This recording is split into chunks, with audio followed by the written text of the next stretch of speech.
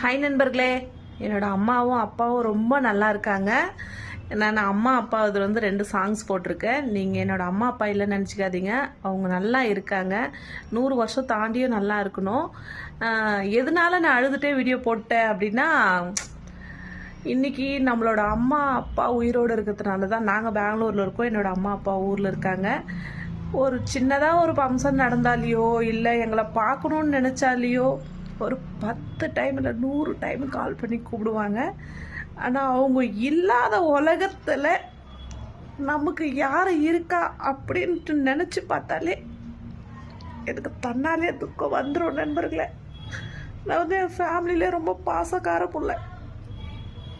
பணம் காசு நகை நட்டுக்கெல்லாம் ஆசைப்பட்டதே கிடையாது. ரொம்ப பாசத்துக்காக ஏங்கி இருக்கிற கவிதா தான். அதனால வந்து எங்கள் அப்பா அம்மாவும் 100 வருஷம் தாண்டியும் கடவுள் புண்ணியத்தில் எங்களுக்கு